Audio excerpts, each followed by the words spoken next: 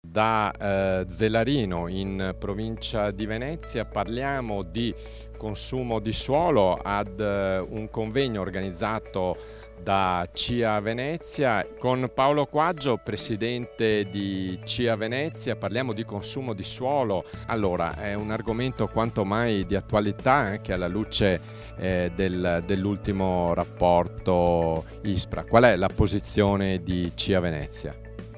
La posizione nostra è una posizione ormai che da anni noi teniamo sul controllo assoluto del consumo del suolo, per cui non diciamo no a infrastrutture che sono necessarie allo sviluppo del paese, quindi del Veneto ma anche dell'Italia, perché no, però siamo assolutamente contrari a un consumo selvaggio del suolo. Negli anni 90, primi anni 2000 sicuramente si è costruito sia per abitazioni ma anche per industrie in maniera assolutamente selvaggia. Molti appartamenti sono chiusi, molti palazzi non sono abitati, molte fabbriche o capannoni più che fabbriche sono assolutamente chiuse, intere zone industriali sono deserte e questo è sicuramente stato deleterio per quello che riguarda il suolo veneto, il suolo veneziano in particolare. L'agricoltura ha bisogno di avere terreni per produrre, visto che la nostra produzione è una produzione di qualità. Manteniamo questa capacità produttiva, manteniamo il paesaggio che è il perno su cui molta parte turistica fonda, diciamo, la sua venuta in Veneto. Grandi strutture commerciali, è di questi giorni la notizia proprio in provincia di Venezia dell'ipotesi di costruzione di un nuovo stadio con annesse anche altre grandi strutture. La vostra posizione qual è? Viceversa, faccio un'altra domanda, in altre cittadine, specie della costa balneari, c'è un nuovo modello di sviluppo, quello verticale. Ma io credo che lo stadio comunque sia un punto di riferimento e non si può demonizzare la costruzione dello stadio. Diciamo che io vorrei vedere dove lo costruiscono, nel senso che se si va a costruire a Canoghera, dove già è in programma l'ampliamento dell'aeroporto, che ovvio che è doveroso se vogliamo anche implementare la venuta turistica nella nostra regione, diamo posto allo stadio, che ne so, a Marghera. Marghera sono centinaia di ettari che sono praticamente in abbandono. Ovvio che viene a costare di più perché c'è tutta la bonifica da fare, però in questo caso riqualifichiamo la zona e diamo nuovo splendore a Marghera proprio come zona non più industriale degli anni 50, 60, 70, ma proprio come zona produttiva nuova. Questa legge può essere perfettibile, dobbiamo attenderci qualche tempo per valutarla. Io credo che le leggi comunque, anche se sono buonissime, sono comunque perfettibili, per cui io spero appunto che nell'ambito poi della messa in lavoro, diciamo, della legge qualcosa che non quadri venga ritoccato al meglio, per cui sicuramente questo probabilmente avverrà, le persone serie di solito lo fanno, le persone preparate.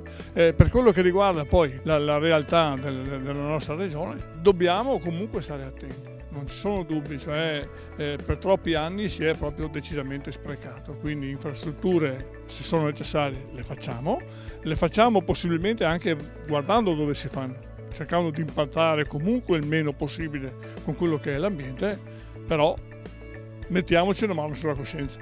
Grazie a Paolo Quaggio, presidente di CIA Venezia. Grazie a Paolo Quaggio, presidente di CIA Venezia. Ai nostri microfoni Gianmichele Passerini, presidente di CIA Veneto. Allora, è un'esigenza imprescindibile riqualificare il territorio e non consumare più suolo. Questo mi pare sia un po' il filo conduttore del convegno di oggi. Assolutamente sì.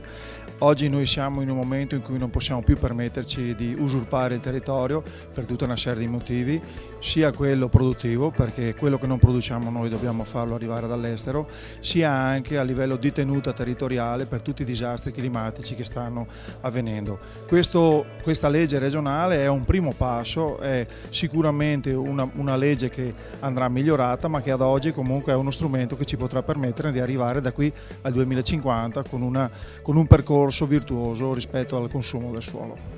Grazie a Gianmichele Passerini, presidente di CIA Veneto.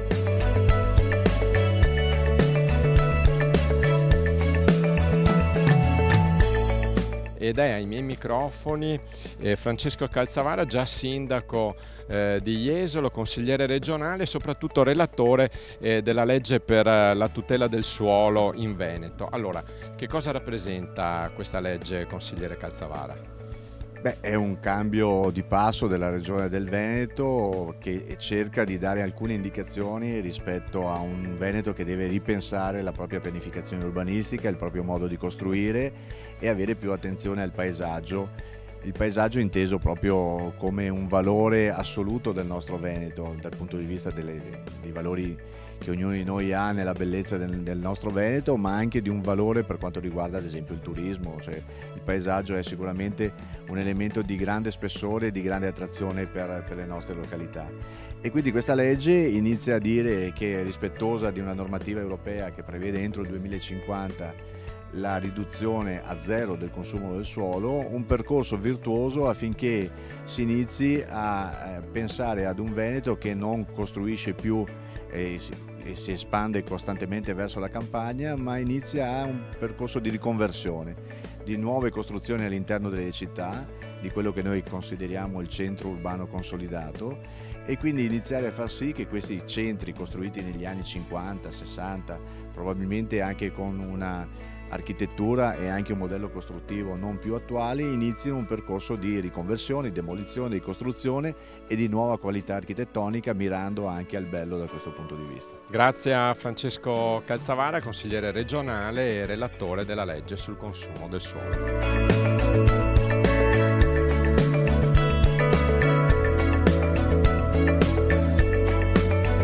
Bruno Pigozzo, consigliere regionale del PD, e parliamo di un argomento a voi caro, il consumo del suolo.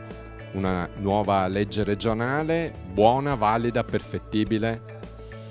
Ma intanto diciamo che il consumo di suolo è un tema caro a tutti, non solo al PD, a tutti i cittadini che hanno buon senso e che hanno anche una capacità di lettura di quello che sta succedendo nel nostro territorio. La legge ha degli obiettivi condivisibili, positivi, la parte applicativa secondo noi ha dei punti deboli. In particolare il primo punto debole è quello delle deroghe, che ancora consente interventi che comunque vanno a consumare suolo e non vengono valutati rispetto all'obiettivo del 2050 di azzeramento.